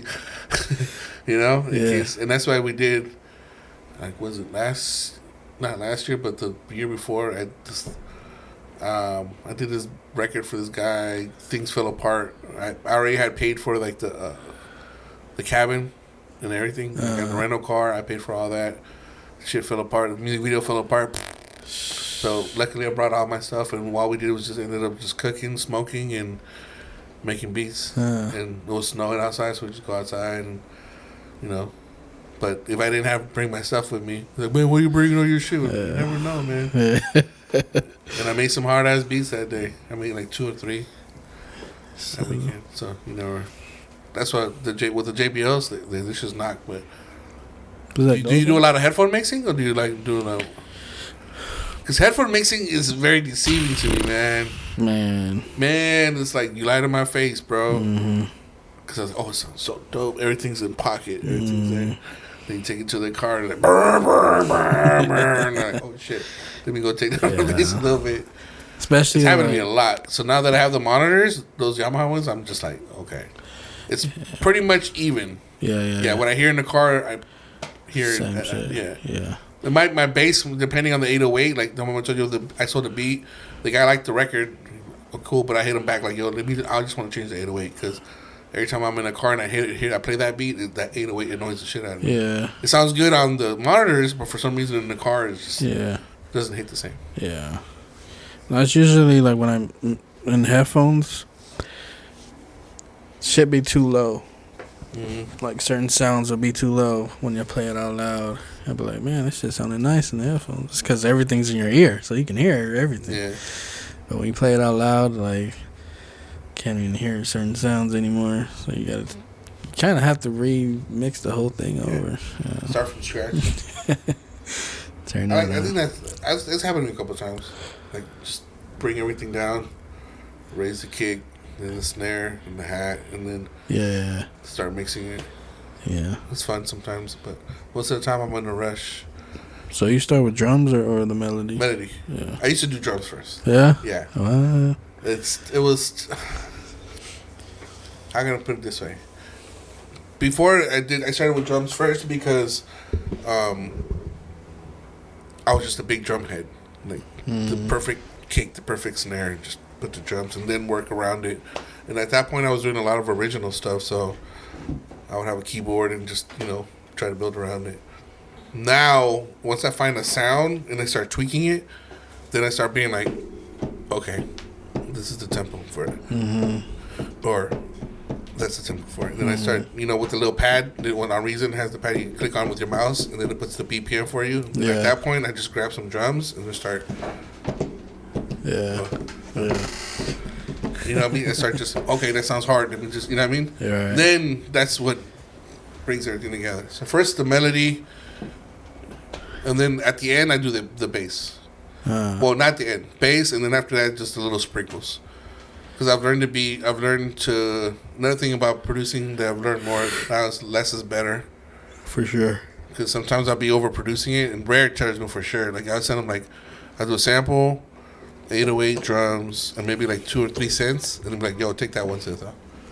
I'm like, why? He's like, it's just Too much. It's too much. And I take it off. I'm like, oh, it makes sense. Like now it's like it's just more simple. Yeah. But I want it to be like, you know what I mean? And people don't want that. You know? It's like, okay, this. Like you said, like with Rob, it's like you'll play a beat, like, whoa, I didn't even know he's gonna like that. You know? Yeah. Same thing. Yeah, I'll be studying. Well, let me ask you. Do you have like a top 5 producers? Yes. Maybe I don't know about top 5, but for sure I have top. And it's like all over the place. Because of my age, I've heard everything. Yeah. You know? My number 1 is always going to be, because it blew. He blew my mind, Timbaland. Oh, okay. But it's like back in the days, like the Tim and Magoo, yeah, Genuine, yeah, Aaliyah, like those. Tim, I mean, he's good now, but he wasn't. It's not like what he was before. Like you heard a Tim beat, you knew that was a Tim beat. Yeah. Now it's like he's cool. It's good. It's good stuff. But he's trying to sound like everybody else in a way. I think he was kind of ahead of his time though too. Yes, he was super. Everybody's on that bounce now. Yes. Yeah. And that's if you notice you'll notice how Tim influenced me with my drums. Because most people like they come to me like, oh, I love that bounce. I like that percussion, or like that pattern, or the way it, you know, because that's Tim. Yeah. RZA. Okay. Classic albums. I was a big Wu-Tang head. Still am, but not as much as I used to be. You know, back then I'd be like, yo, that's garbage, son. You know what I mean? Like, talking smack. I'm like, dude, it was like middle school guy in Sun Valley, middle school, like talking to people, yo, Wu-Tang forever, son. You know what I mean? Might as well buy like a do-rag at that point, but I didn't know. At that point, I didn't know about do-rags. But I was like, you know what I mean? I was a big Wu head. So RZA, with his percussion, it's everything, man. Yeah. Madlib. Okay. I was a big Luke Pack fan, Madlib, and then now what he's doing. I love to see producers that a lot of people don't know that are now doing shit. Good stuff. Yeah. Of course, Alchemist. Alchemist, I remember him from there's an underground group called Swollen Members back then, and he used to do some like orchestra beats, and of course I was all into underground rapping, so the way those rappers would rap on and stuff, I was just like, yo, and I was like, oh.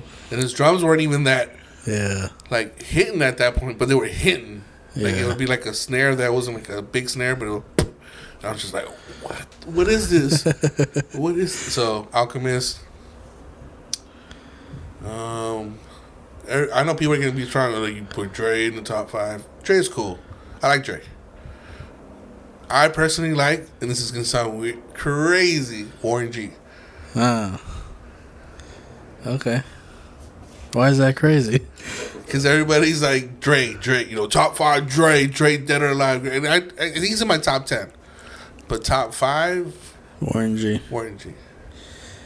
Yeah, he's dope. To me, he's like the credit he deserves now. Huh? I don't think he gets the credit he deserves. No, he doesn't. He had a big wave back then. Bro, that whole album, the first, Didn't he have a label? He did have a label. Twins, he had a bunch of Twins, Dove Shack. Oh my god. Yeah. That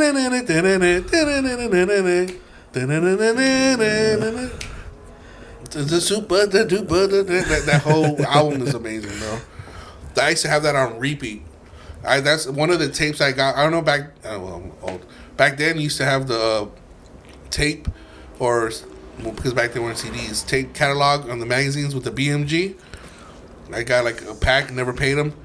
Oh yeah. It's already been over 10 years. But that was my first tapes. Wu-Tang Clan, 36 Chambers, Warren G, Too Short Cocktails. What was the other one? And Banks. Oh, bro, yes. And Banks. Yes, crazy. sir. Yes, sir. Yes. Yeah. That's why I love to listen to Too Short albums. Yeah. And Banks. Yeah. See, a lot of people don't know. Cause that funk. It's producer, yeah. That funk, that bass, that it's just overall, man. Jeez, he would be in my top 10. Yeah. Yeah, he's just people just don't know. Yeah. People just don't know the way we love music. People just don't know. Yeah. Yeah, it's understandable. I'm a big. That's what it's a little not annoying now, but like I used to love to go to Best Buy Tuesday. What's on the rack? What's new? $10. I'm gonna get that. Go home, open it up, take out the booklet. Yeah. Who produced what? Who recorded where? What in studios? Yeah. No, that's my favorite part, man. Yeah. The history, just studying it. You know. Mm-hmm. I still have my CDs. Yeah. Most of them are missing. I'm missing some of them because my ex-wife. Because she would just grab them. I'm like, put them back the way it's supposed, because it's supposed to be a certain order, man. Yeah. And he's carrying them around. Like, what am I going to listen to today in the morning before I go to work? Yeah. Some DMX today, you know what I mean? So are you still like a big fan? Like looking for the new, like what's the new hot shit? No. No. Not as much, no. My reason why is because everything sounds the same now. To me. You got to find them, though. There are, and that's, you know what it is, where I'm finding it is R&B or soul music. I'm more into soul now, like more vibey. I think that comes You hardly hear me listening to rap music in my car. It's mostly just soul, just a whole bunch of soul music. Yeah, it comes with age. Yeah. Thanks. Yeah. Nah, I'll be R&B'd out too, because way more than I was when I was younger. Yeah, now I'm just like soul. It just gives me that feeling, like, yeah, it makes you want to sing along, like, yeah, like, yeah. You know what I mean? Like, sign me up, you know what I mean? Just put some auto tune, I'll be fine. but yeah, soul music, hip hop, rap. Not so much. It all sounds the same, bro. Yeah, I'm telling you. I mean, I like the whole Griselda movement. Yeah, I like that. But then now, how many people do you hear rapping over beats with no drums? I mean, it's mostly the East Coast thing. I've heard some people out here, like some West Coast, yeah. But they do the whole. But it's a style that they created was, Draco style. I never really got into him, but he did that stuff. No. He's just saying. Yeah. No, I'm talking about they'll just use a sample. They'll have a sample. They'll chop it. They'll make their own melody, but they'll put no drums on it. Oh, shit. So they're just rapping over this loop, and it sounds like, to me, it's like, I don't like it. When is the drums gonna come in? Yeah, because I'm waiting. I'm waiting for the drums to come in. I'm waiting for what? Anxiety, like, bro. It's over. It's over. Like, where's the drums? Yeah. But it's a style now. Griselda kind of made it out there. Yeah. Because of who they have, Derringer is part of their production team. Yeah. And then now Alchemist is doing that. Yeah. I don't know. I like the drums, bro. I like the drums. Yeah. I need the drums. It's in us. We all come from the motherland, so we need that percussion.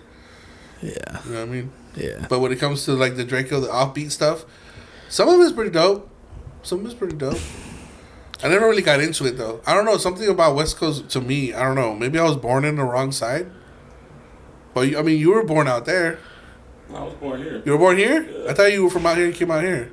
My mom's from New York, and I used to always go out there for the summers. So it's backwards. So I was like, this. How does he have so much West Coast influence and he's from New York? Raised out here, baby. Oh, okay. I was like, he's from New York. Damn, this was more gangster than what was out here. But now I know. Okay. So you think like you're just over the West Coast sound? It's just okay. Blast, but that's still more soul. Yeah. Than West. You know what I mean? Yeah. Like I like Blast a lot. I like Dom Kennedy. But he doesn't rap over West Coast stuff like that. He does, but some of his stuff is very hip hop-ish. Right. Especially Hit Boy. Thank God for Hit Boy.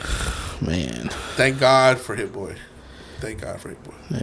He reminds me of me. He reminds me of me when it comes to like his whole watching his videos, his production. Not saying I am, but I'm saying it reminds me of me. And it's like the way he just sits down, just chops it up with artists, good conversation, get into his music. Yeah. Unfortunately, when he has his own studio, so he can do that. But us, if we run out of studio, okay, we got Yeah. You gotta come in, make the. Well, you next to them, you lose that experience. But once you own your own thing, people come in here, just chop it up. Yeah. Create a concept, get on the record. Oh, I like that. Let me write to it right there. Boom. It's Hit Boy style. You know what I mean? And he makes his own stuff. He has people add stuff to it. Like you'll tell, you can see he has like co-producing credit. Yeah. Not him having. You have production credit, but you have somebody adding stuff to it. You'll see the keyboard by such keyboard or something, which is necessary. You know, sometimes you can't do it yourself. Yeah. You know what I mean? That was Scott Storch's role for a minute. That was Scott Storch's role for a minute. Yeah. Until keyboard. As you can tell, he got the main two best influences ever, Dre and Timbaland. Yeah.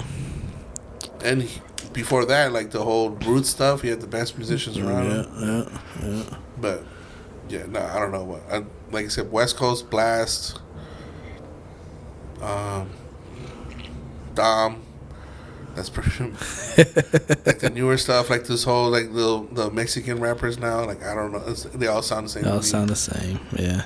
So like when I worked with Dodger, like I said, that our project is like it has West Coast stuff on there, but it has other stuff on there. It's just it's a vibe, you know. Yeah. And if I'm pretty sure if you go download or listen to these guys' records, all the records sound the same. Yeah. Yeah. It's because they're all just.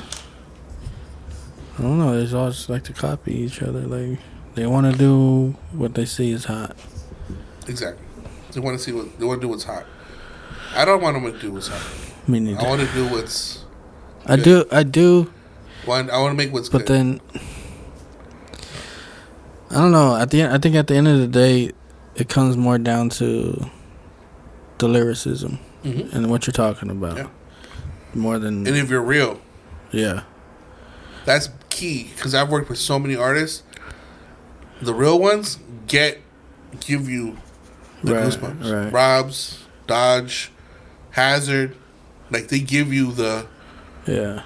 You get it. Like you don't even have to. You know what I'm saying? Yeah. It's like I don't know. It's a fair. Like the fake ones, like bro, you ain't doing that shit. Right. I'm just here because you bought this beat. And it's so like. You know what I mean? It's so shallow. Yeah. Like, there's no depth to it. Like, you can tell, like, you're just saying shit the other man said or saying shit you saw on TV or some shit. Like, right. There's nothing personal about it. You know what I mean? So, yeah, I think that's what it comes down to. Like, I can listen to Mozzie, like, all day. I like Mozzie. I can't listen to it all day, though. I like certain records. Yeah. Yeah. Yeah, like that, but that's not even. I mean, that's West Coast, but that's Sacramento. That's not LA. Bay Area. That's not. That's a whole different vibe. And they're more open out there than here. There's so many critics out here. Yeah. It's not West Coast. It's not LA. What is LA? What do you mean? The sound. What's the LA sound? What's the LA sound? Shit. It's G-funk, funky bass lines. The NWA days, the Ice-T days. You know what I'm saying? But NWA is not funky. Well, he's got some like funky stuff, some funky bass lines. A little bit, but not really like to what he hard drums. Yeah. Hard drums. Not to where like the Chronic was, those kind of funky ass bass lines and to certain producers. Mustard held it down for a little bit, but then that was Bay Area. That's what I'm saying. That BPM is super Bay Area. Yeah. So it's tough, man. I think we all share each other's sound. Yeah. It's tough. I'm influenced by the Bay a lot. Yeah, I love the Bay. E40 for me is like top 5, so I get a lot of influence from him. Man. Right. Man. Big Box fan over here. The Box Music Television You Control. That's how I was a big from here watching him, Bone Thugs and Harmony, and then that was a marketing plan. What? By the label. What was? You know how Thuggish Ruggish Bone was on there every single freaking day? Because they would keep buying it and just keep buying it. Huh. Payola, baby. Yeah. It was a good record, too. But at the same time, it's like... I mean, that's pretty much the game now. Like, Yeah. people buying streams now.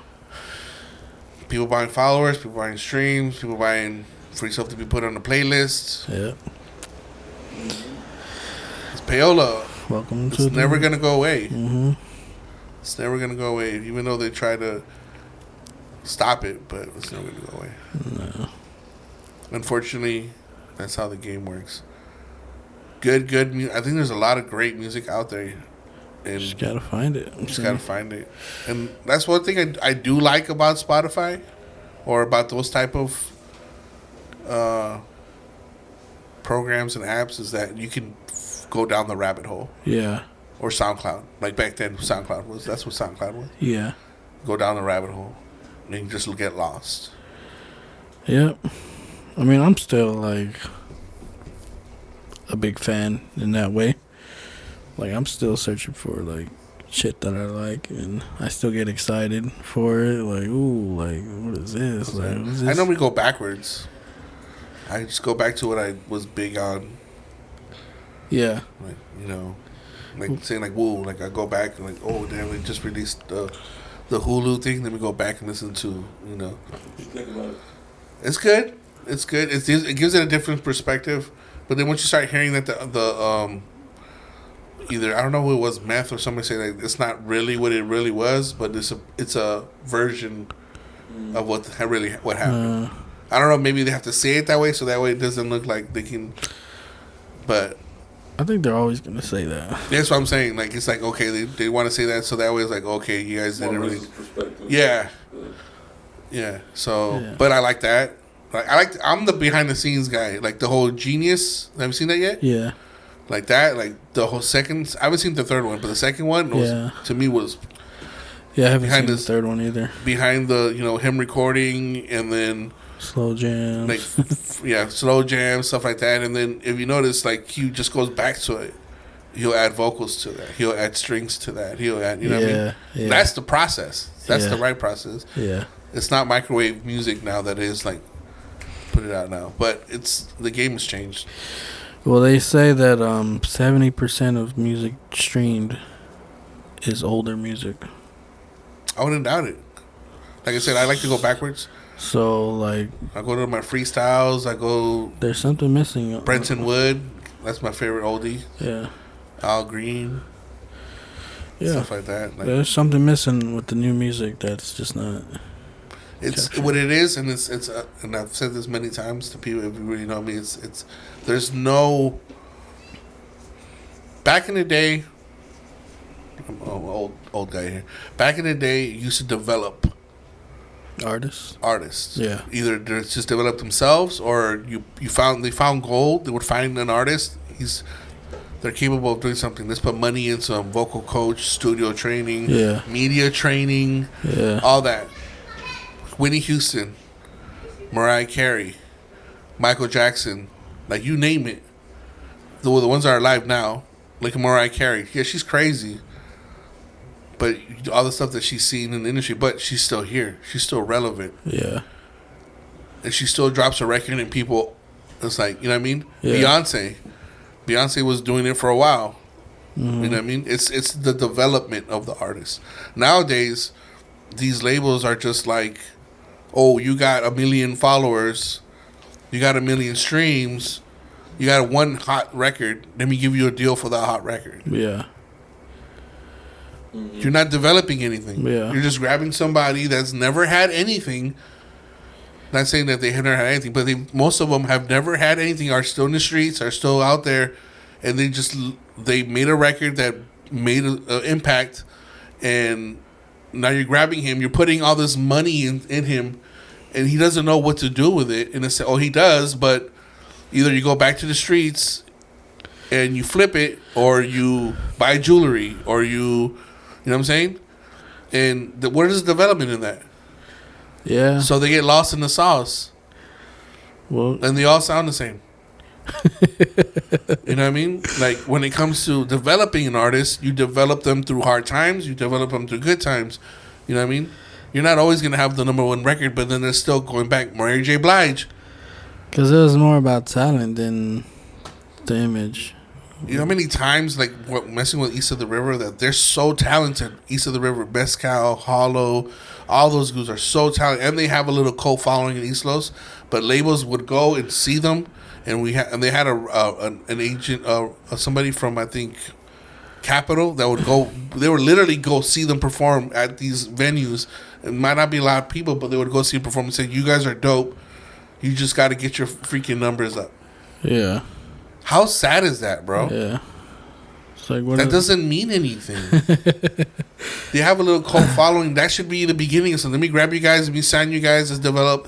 Yeah. Let's see how we can go from here. But they're scared. The labels are scared to do this. Yeah. Because they want you to. They don't want their money back. Yeah. It's a drug deal. Yeah, I mean, I don't know, because. Sorry. It's a give and it's a little emotional there. It's a give and take, because nowadays you can be independent and you can do everything on your own. Yeah. You don't need a label. You don't. Yes, you don't. You don't. But at the same time, it would help. Yeah. Because they have the access to hit that one button. That you could be on screens. You could be on ads. You can do all that. Yeah, and there's artists that are just dope artists, and they're not business people, but they can rap their ass off, or they can sing, and they don't want to be doing the business part. But nowadays, if you don't do it, then you're nobody. But like I said, back in the days, if you had the talent and somebody heard you, they're willing to put everything they got into you based off your talent. But yeah, that's one of my first deals that I was gonna get signed as a producer when I was like 21. It was Eric Benet had started a label called Three Kings Records. It was under Sony. My good friend, his name's Curly from Sun Valley. He was a DJ. I was always into music. Then he started working. Then he saw that I was doing music, so he kind of grabbed me, started managing me a little bit, trying to show me around people. I got introduced to the A&R. A&R loved me. Took me around. You know, right there on Denny's on Burbank in Lancashire. That Denny's right there. Right next to it, there's like this big old brown building that has like big brown fence. That's a studio. Well, I don't know now, but I think it's still a studio because people keep buying it and renovating it and then selling it and stuff like that. yeah, So that was their studio. And they would give me tours like, yo, this is the office. And, when you walk in and, not saying but like if they're going to sign you, they start showing you like, this is the paper guy. This is the marketing guy. These are the artists on the label. We want to sign you as a producer. yeah. And it was just the business, man. They as soon as I was about either the contract or something, the label paperwork. You know what I mean? I don't know where I was going with that story, but we're going. But the whole point of that is like, you know what I mean? Like it's tough. Like, oh yeah, going back to talent. That's how I got into the door. He heard a beat. I made one beat out of all, like it was like 30 beats. I like that beat. We can use that with this artist. We have artists that we're developing. You know what I mean? And Yeah. then from there, that shit folded. That same beat, which is funny, got me into what's his name? Young Bird, his camp, and they were gonna get to use the beat and everything like that too. And I don't know what happened. Well, shit, he's a producer now too. Yeah, he's a producer now. What's his name? But at the time, he was an artist. Women would drop that, "Hey, sexy lady." So I was like, damn. You know what I mean? Like that's just like I said. This life is about heartbreaks. Yeah. You just gotta learn. Like, Yeah. that's probably why I haven't been in an actual relationship in a long time. My heart is hard as a rock. I love my children. That's the only thing. That's the only ones that can take my heart. And they can mold it and put it back together and put some tape. My kids. Besides that, anybody else? Hell no. Yeah. I've been through it. I mean, as it should be, I guess. As it should be. Yeah. Yeah. Like being married, and I'm not an advocate for it, but being married and doing music is tough too. Mm. Yeah. kind of like, I guess me being like because I'm a Gemini, so I guess I'm 2 people, 3 people, whatever. And I could do the different labels. You know what I mean? Yeah. Producer, Lexonthebeat. I could be Alejandro, which is my legal name, and then I could be Dad. That's 3. That's 3. And that keeps me sane too, which is good. Because if nothing's moving, I'm going crazy. Because I'm like, dude, I haven't made a beat. I haven't heard about that. I haven't heard that. I got to get that moving. What am I going to do next? Like, I've been trying to drop a beat tape. I've been saying that I've been dropping a beat tape for like 2 years. But then those beats get used for something else. Maybe it's not meant to be. Yeah, it's not meant to be. But then I've done 2 beat tapes, and some of those beats have been reused. So who knows? So what you working on now? You got something coming up? Nothing. Rare One. He's a producer, the artist I'm talking about from East Los, little young dude. He's linked in with some young dudes now. So I'm trying to get into the young dude game, but trying to change it up. Yeah. I want to be that dude that come in there and just shake shit up, because all the shit that they do now just sounds the same. So I respect Rare being how young he is and believing in what I'm bringing to the table.